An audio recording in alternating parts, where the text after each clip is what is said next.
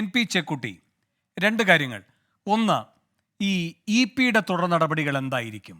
EP BJP ക്യാമ്പിലേക്ക് പോകുമെന്ന് താങ്കൾ കരുതുന്നുണ്ടോ? കാരണം ചില അഭ്യൂഹങ്ങൾ പരക്കുന്നുണ്ട്. ചില ഓഡിറ്റോറിയങ്ങൾ ബുക്ക് ചെയ്തിരിക്കുന്നു പ്രകാശ് ജാവദേക്കറുടെ നിർദ്ദേശപ്രകാരം. അടുത്ത ഏതെങ്കിലും ഒരു ദിവസം ചിലപ്പോൾ ഒരു വലിയ യോഗമുണ്ടായേക്കും. അങ്ങനെയൊക്കെയുള്ള അഭ്യൂഹങ്ങളുണ്ട്. പിന്നെ പാലക്കാട് ഇപ്പോൾ ബൈഠക്ക് നടക്കുകയാണ്. അതിൻ്റെ ഒരു സാഹചര്യപരമായൊരു പ്രസക്തിയുണ്ട്. ഇതൊക്കെ ചേർന്ന് ഇപ്പോഴത്തെ നടപടിയുടെ ഭാഗമായി ഒരുപക്ഷെ EP-യുമായി ബന്ധപ്പെട്ട എന്തെങ്കിലും നീക്കങ്ങൾ BJP ആലോചിക്കുമെന്ന് താങ്കൾ കരുതുന്നുണ്ടോ? ഒന്ന്. രണ്ടാമത്തെ കാര്യം, ഈ അൻവറൊക്കെ ഇപ്പോൾ പറയുകയാണ് തൃശ്ശൂരിൻ്റെ കാര്യമൊക്കെ ചൂണ്ടിക്കാട്ടിക്കൊണ്ട് അവിടെ വിജയം താലത്തിൽ വെച്ച് കൊടുത്തത് പിണറായിയുടെ സംഘി പോലീസാണ് എന്ന്. അങ്ങനെ വരുമ്പോൾ EP ജയരാജൻ മാത്രമാണ് ഇവിടെ BJP ബന്ധമുള്ള ഏക ഒരു വ്യക്തി. അദ്ദേഹത്തെ അങ്ങ് മാറ്റി നിർത്തുന്നതോടുകൂടി ആ ഒരു വെല്ലുവിളിയെ തീർന്നു, ആ ഒരു ഭീഷണിയെ തീർന്നു എന്ന രൂപത്തിലുള്ളൊരു നറേറ്റീവ് ഉണ്ടാക്കാൻ CPM ഇപ്പോൾ EP-യെ കരുവാക്കുകയാണോ?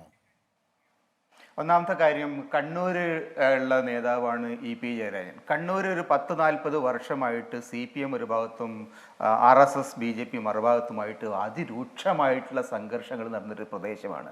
അപ്പോൾ അവിടെ ആ സമരങ്ങളിൽ കടുത്ത സംഘർഷങ്ങളിൽ വളരെ ശക്തമായിട്ട് CPM-ൻ്റെ ഭാഗത്തു നിന്നുള്ള ആളാണ് EP ജയരാജൻ. അപ്പോൾ അദ്ദേഹം അതുകൊണ്ട് പെട്ടെന്നൊരു ദിവസം രാവിലെ തൻ്റെ എല്ലാ നിലപാടുകളും ഉപേക്ഷിച്ച് സംഘപരിവാരത്തിൻ്റെ ഭാഗമായിട്ട് പോവും എന്ന് ഞാൻ കരുതില്ല. അത് രാഷ്ട്രീയമായിട്ട് അസാധ്യമാണ്. രണ്ടാമത്തെ കാര്യം, പ്രായോഗികമായിട്ട് കണ്ണൂർ ജില്ലയെ പോലെ സ്ഥലത്ത് അദ്ദേഹം അങ്ങനെ BJP-യിലേക്ക് പോയാൽ അദ്ദേഹത്തിന് അവിടെ പിടിച്ചു നിൽക്കാൻ കഴിയില്ല, ജനങ്ങൾക്കിടയിലേക്ക് ഇറങ്ങാൻ കഴിയില്ല. കാരണം ആ തരത്തിൽ ജനങ്ങൾ രാഷ്ട്രീയ ബോധമുള്ള ഒരു പ്രദേശമാണ്. ഒറ്റ സെക്കൻഡ് അങ്ങ് തുടർന്നോളൂ. ഈ EP പോകില്ല എന്ന അങ്ങയുടെ രാഷ്ട്രീയ ബോധ്യം, പക്ഷേ EP അടിസ്ഥാനപരമായി രാഷ്ട്രീയക്കാരനാണ്. ആ അധ്യായം അവസാനിപ്പിച്ചിരിക്കുകയാണ് ഇപ്പോൾ CPM. അപ്പോൾ EP എന്ത് ചെയ്യും? പിന്നെ മാത്രമല്ല, EP അവിടെ പോയി BJP-യുടെ ഈ പറയുന്ന ഏറ്റവും കീഴ്ഘടകം തൊട്ട് ഉണ്ടാക്കിയെടുക്കുക എന്നൊരു പരിശ്രമിയായി EP ഇവർ കാണുന്നില്ല. അതൊരു സന്ദേശമാണ്. നിങ്ങൾ ഈ പറയുന്ന ഈ കേളികൊട്ടിയ കോട്ടയിൽ ഞങ്ങളൊരാളെ കണ്ടെത്തിയിട്ടുണ്ട്, അതൊരു സന്ദേശമാണ്. അല്ല വേണു, ഞാൻ EP ജയരാജൻ എന്ന് പറയുന്ന മനുഷ്യനെ 70കളുടെ അവസാനം മുതൽ കാണുന്നതാണ്. അദ്ദേഹം അടിസ്ഥാനപരമായി രാഷ്ട്രീയ നിലപാടിലാണ്.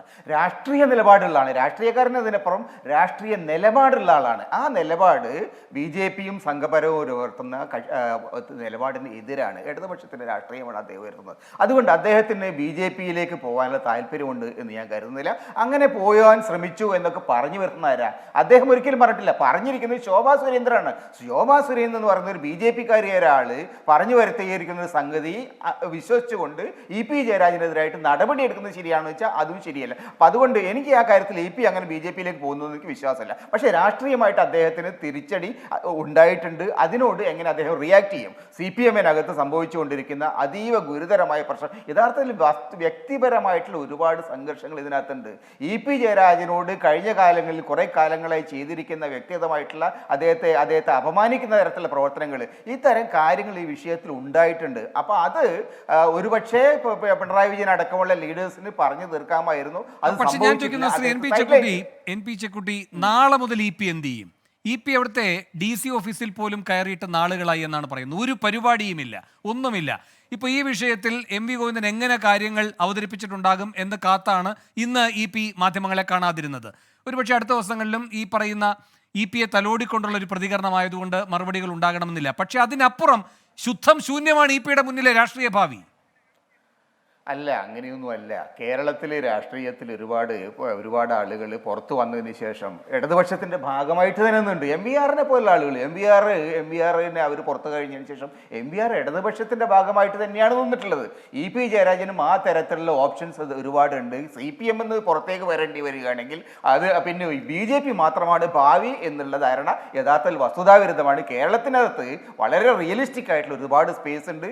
EP എന്ത് നിലപാടെടുക്കുമെന്നുള്ളതിനെ കുറിച്ച് എനിക്കറിയില്ല. അദ്ദേഹം പക്ഷേ അധികം വൈകാതെ ചില കാര്യങ്ങൾ വെട്ടിത്തുറന്ന് പറയും എന്ന് എനിക്ക് മനസ്സിലാക്കാൻ കഴിഞ്ഞിട്ടുണ്ട്. അപ്പം അങ്ങനെ പറയുന്ന സമയത്ത് എനിക്ക് തോന്നുന്നത് തൻ്റെ രാഷ്ട്രീയ നിലപാടുകൾ ഉപേക്ഷിച്ചുകൊണ്ട് തീർത്തും വലതുപക്ഷത്തേക്ക് പോകുന്ന ഒരു നിലപാട് EP-യെ പോലെ ഒരാൾ എടുക്കാൻ അദ്ദേഹത്തിന് കഴിയില്ല എന്ന് ഞാൻ ഇപ്പോഴും ഉറച്ചു വിശ്വസിക്കുന്നത്.